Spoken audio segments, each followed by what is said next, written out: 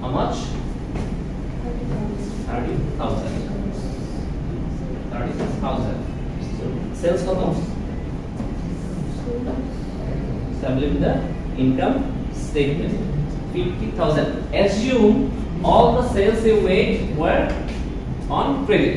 সব সেল আপনি on credit sell করেছেন, তাই না? কোনো ক্যাশ সেল করেন না, মানে ধরে নিলাম। So 500,000. অন ক্রেডিট কিভাবে? অন ক্রেডিট আমরা ধরে নিলাম যে এই অ্যামাউন্ট টোটালি আমরা যত সেল করেছি এই বছরে সব অন ক্রেডিট করেছি, কোনো ক্যাশ সেলস করিনি, কোনো ক্যাশ সেল করিনি, সব অন ক্রেডিট সেল করেছি।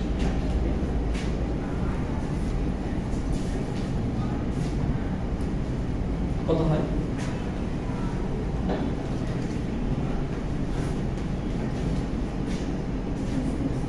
16.67 16.67 times. What does it mean? It means আপনি মানে roughly 17 times রিসিভেবল থেকে টাকা পাচ্ছেন। So it's a good situation for you যে আমি মানে প্রায় 20 days পর টাকা পাচ্ছি অলমোস্ট। So এটা তো আমার দেখে মনে হচ্ছে, but actually I need to calculate যে কত দিন পর পাচ্ছি। কিভাবে ক্যালকুলেশন করব? We need to go for the average collection period. দেখেন এভারেজ কালেকশন পিরিয়ড মুছে দেই, এটা কি বেরোলো আমার? RT, right? Receivable turnover.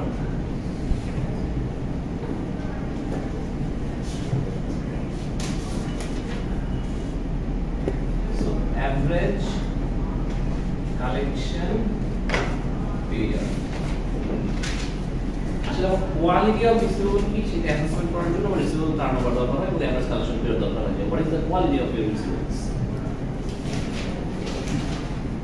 365 তার মানে days number of days in a year divided by article so turnover.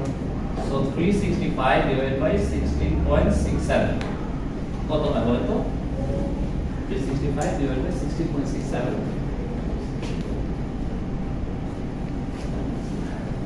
21.9 21.89 okay direct 9 লিখলেও হয়। সো এটা কি ডেজ, তাই এভারেজ কালেকশন পিরিয়ড কি হয়? ডে তে হয়। তাহলে বলেছে যে অলমোস্ট 20 ডেজ পর পর আমি টাকা পাচ্ছি। সি 21 or 22 ডেজ পর পর আমি টাকা পাচ্ছি। সো একবার যখন আপনি সেল করতেছেন 22 দিন যখন রিসিভেবল ক্রিয়েট হচ্ছে এবং মানে নেট গেট সেলস করার সাথে সাথে দেন 22 দিন পর আমি টাকা পাচ্ছি। So okay, good situation maybe. So now go for the comparison. দেখেন এভারেজ কালেকশন আগে কত ছিল? 35 35 দিন পর টাকা দিতে ইউজ এক মাসের বেশি সময়, but I have reduced the cycle, so I efficiently managing the receivables, right? So ইন্ডাস্ট্রিতে কত? 26 you are even better off than the industry যে আমরা সিচুয়েশন ভালো, তাই না? কারণ আমি সেল করার পরে 22 দিন পরে টাকা পেয়ে যাচ্ছি। ধরেন আমি আপনাকে ধার দিলাম টাকা, আপনি 22 দিন পর আমাকে দিয়ে দিলেন। আগে আপনাকে টাকা ধার দিলে আপনি কত দিন পর দিতেন? 35 দিন পর দিতেন। কোনটা ভালো? 22 দিন সেভ হলো। 22 দিন পর, তাই?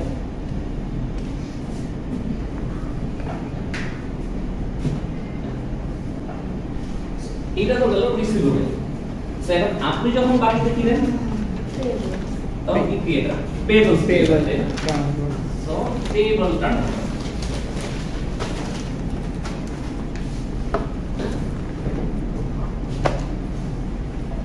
That's the opposite. এখানে আগে কি ছিল? Sales. So annual net credit purchase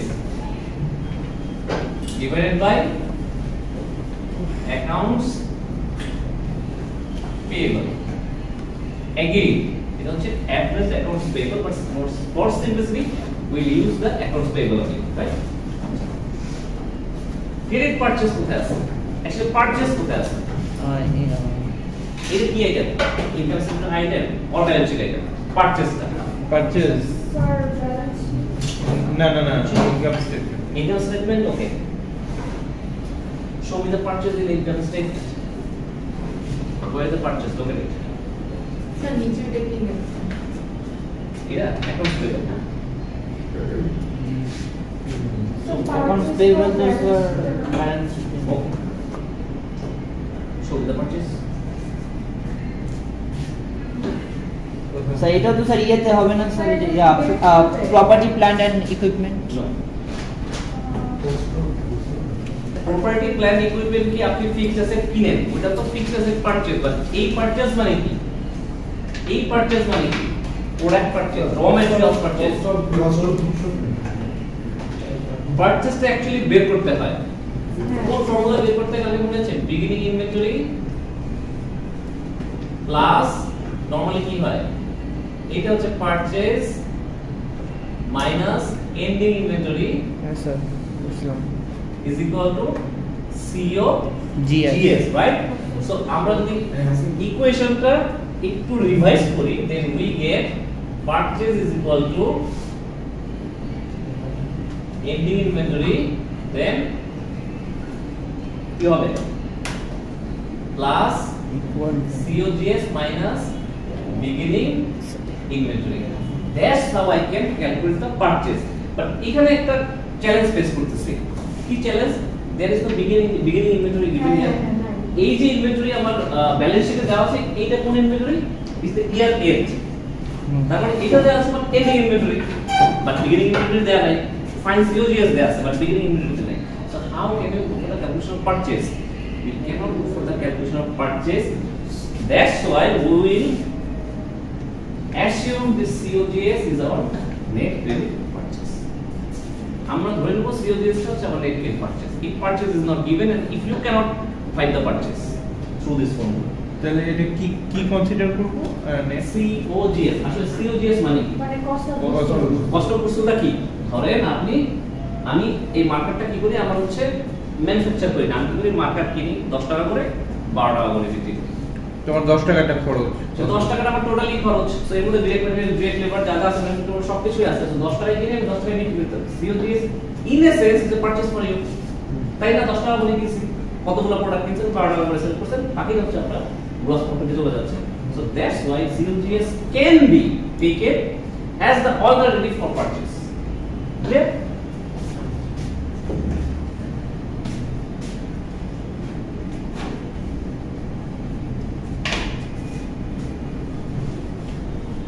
So alternatively we can write COGS divided by accounts payable. So COGS আপনার কত? 300,000. What's your accounts payable? 20,000 20,000. So what's the ratio?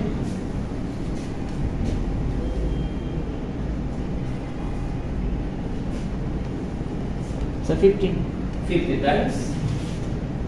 15 times. So what does it indicate?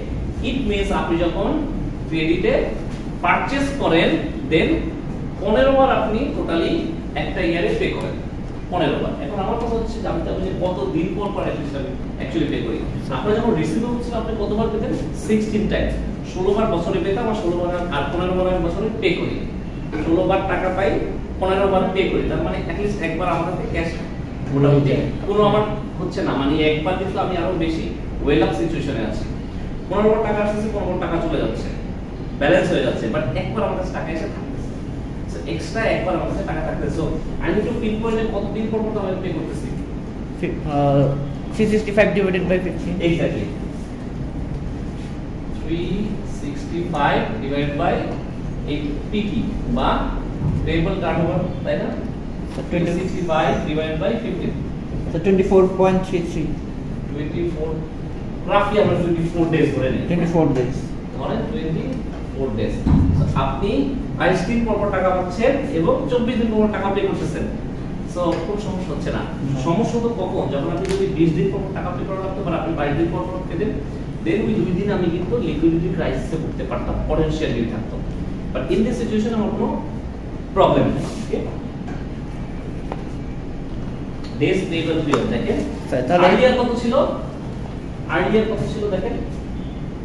17 দিন পর পর pay করতে হতো। দেখছেন গত বছর আমরা 17 দিন পর পর পে করতে হতো, এবার এই বছর থেকে I have revise the policy and আমি হয়তো ওদের সাথে কোনো একটা নেগোশিয়েট করে একটা টার্মসে চলে গিয়েছি and now I am paying them off after every 24 days। So situation improved. Industry average কত? ওরা আরো পরে পে করে, 28. ওরা আরো পরে পে করে। So bidding the industry average will be challenge for you. আপনার তাহলে এটাকে স্ট্রেস করে ইন্ডাস্ট্রি অ্যাভারেজ কত নিয়ে যেতে হবে, 28 মতো নিতে হবে। So স্যার যে সাপ্লায়ারের নাম মানে সেটা তো আপনি স্ট্র্যাটেজিক্যালি হ্যান্ডেল করতে হবে, না মানতেই পারেন, এইটাই তো স্বাভাবিক, তাই না? তারা তো চাবেই যে আপনি চাচ্ছেন যে বিক্রি করে আপনি চাচ্ছেন 22 দিনের মধ্যে টাকা নিয়ে আসতে, এবার আপনি যখন কিনতেছেন তখন 28 দিন পর পে করতে চাচ্ছেন, তার তো মানবে না। That's why you to take that bargaining power, আপনার বার্গেনিং পাওয়ারটা নিতে হবে। Okay, but if you can maintain this 24 days is fine. so but safe সাইডের জন্য আমার ইন্ডাস্ট্রি এভারেজে যাওয়া ভালো। বলেন। so 24 days के average payable period. Period.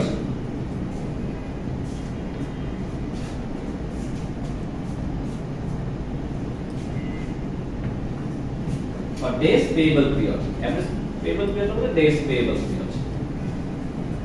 Or days sales outstanding. Days sales outstanding. Done. So we are left with one more formula from the activity ratio.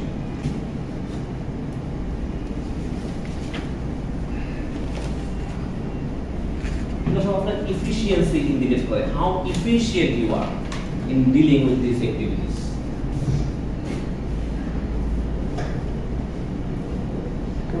Inventory turnover.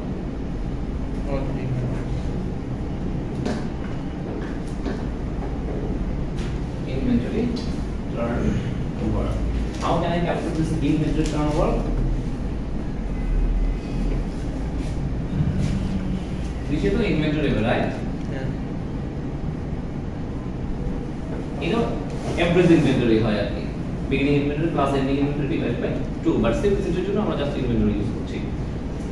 Numerator কি থাকে? COGS. Again, it's the income statement balance sheet ratio. So COGS কত ছিল আমার earlier? 30,000? 300,000, right? আর inventory কত? 20,000. 300,000 divided by 20,000. 15 right? times. 15 times again. So what does it mean? In a year, 15 times you have converted your inventory into sales.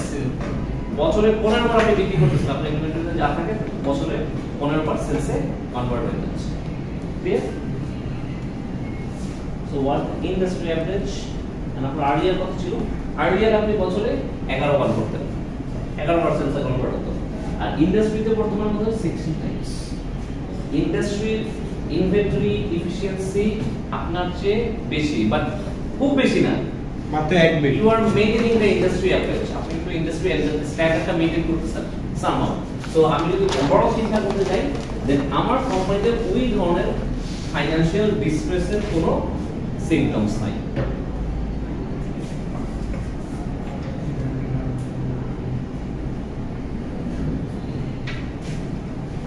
We are done with the activity ratio, right? So one more ratio is left, and that is profitability ratio, the most important one, right? So firstly, our profitability ratio মধ্যে কি আছে? Gross profit margin আছে, net profit margin আছে, ROE আছে, ROA আছে. So gross profit margin is not much of importance for these problems. আমরা net profit margin calculate করব, দিয়ে দিয়েছে এই জন্য। So NPM, net profit margin, কিভাবে ক্যালকুলেট করি? Net income after tax বা net income divided by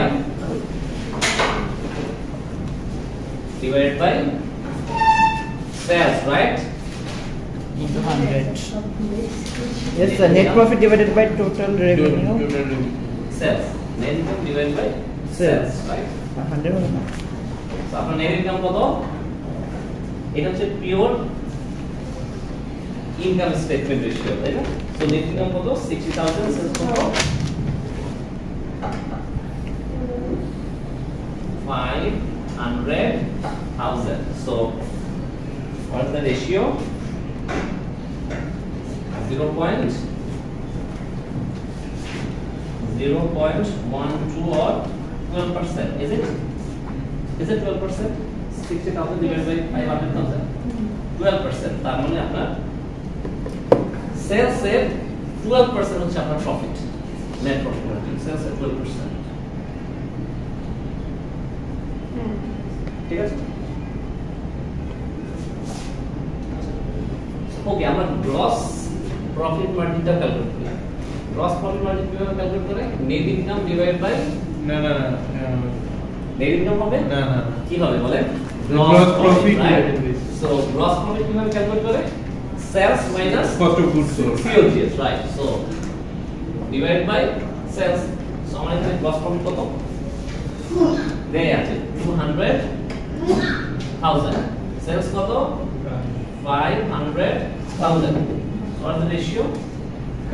200,000 divided by 500,000, 0.4 0.40 or 40%. So আমার গ্রস প্রফিট মার্জিন হচ্ছে দেখেন 40%, বাট যখন আমার নেট প্রফিট মার্জিনে চলে যাচ্ছে মানে নেটটা কখন আসে? অন্যান্য যে সেলিং অ্যাডমিন এক্সপেন্স গুলো আছে, ট্যাক্স আছে, ইন্টারেস্ট আছে, ওগুলো বাদ দেওয়ার পরে আমার প্রফিট মার্জিন কত থাকতেছে? 12%। বাট গ্রস প্রফিটের ক্ষেত্রে আমার 40% পর্যন্ত থাকতেছে গ্রস প্রফিট। সো আমার আসলে প্রফিটটা কমতেছে কোথায়? After deducting the operating expense, depreciation. Operating expense আপনি কত দিচ্ছেন?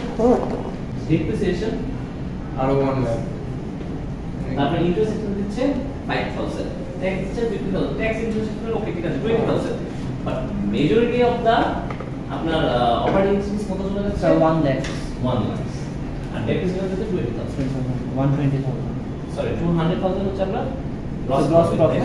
So তার মানে 1 লাখ টাকা হচ্ছে আপনার operating expense. So if you can manage this operating expense, there is a chance that you can maximize or increase this net profit margin. এই জন্য গ্রস প্রফিট মার্জিনের একটা কম্পারিজন দেখালাম। ওকে, আচ্ছা দেখি এই ইন্ডাস্ট্রিতে কি চলছে। ইন্ডাস্ট্রিতে 19%, আপনার 12%, but you have improved the situation. আপনার আগে ছিল 8%, এখান থেকে 12%, good, much enough. but you need to do better.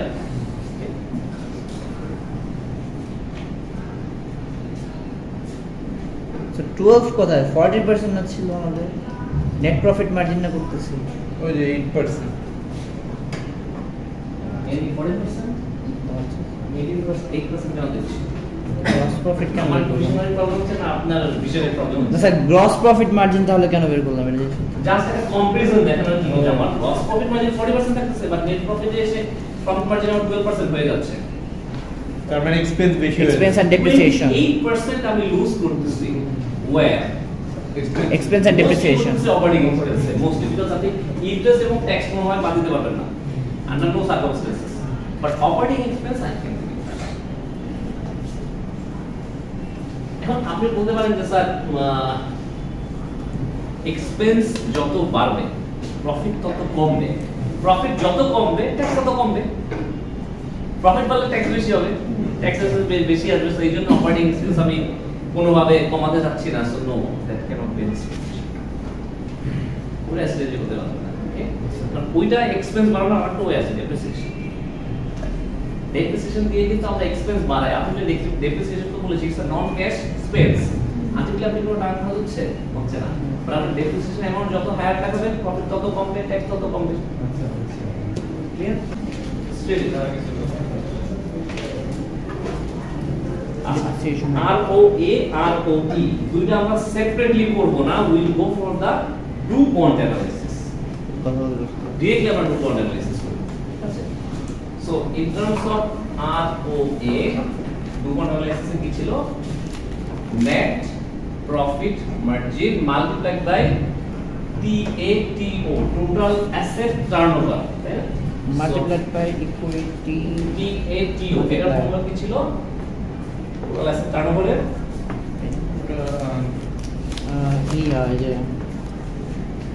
Sales divided by T, total asset.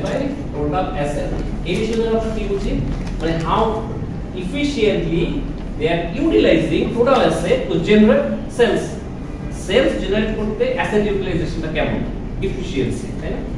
So যদি আমরা সেপারেটলি করি, সেলস কত আমার 500,000,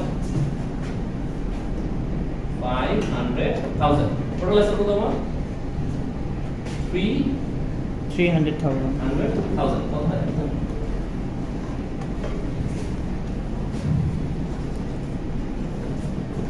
around 1.67 1.67.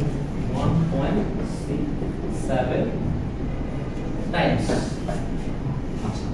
So here net profit margin কত ছিল আমাদের 12%, right? 12%. 12% multiplied by 1.67 কত হয় দেখো total asset turnover 0.2.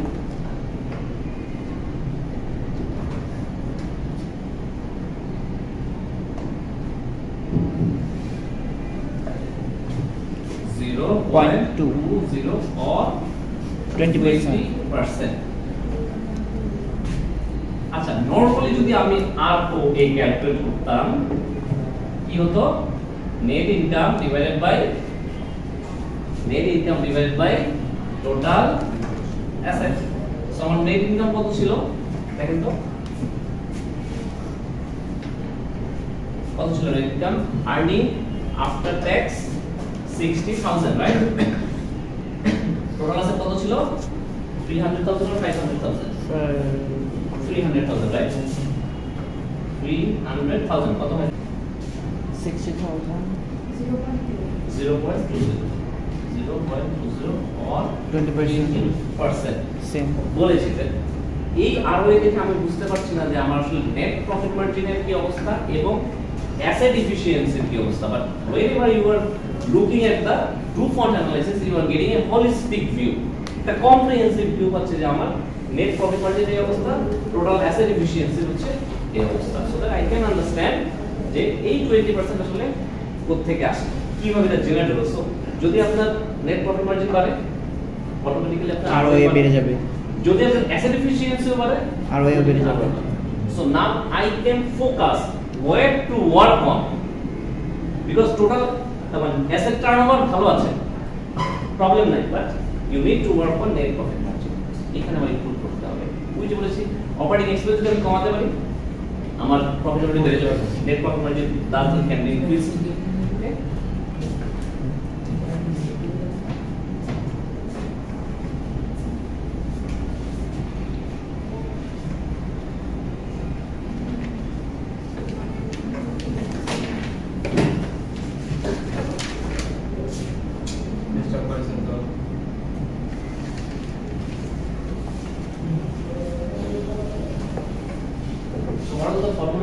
ROE net income divided by shareholder equity. So net income কত 60,000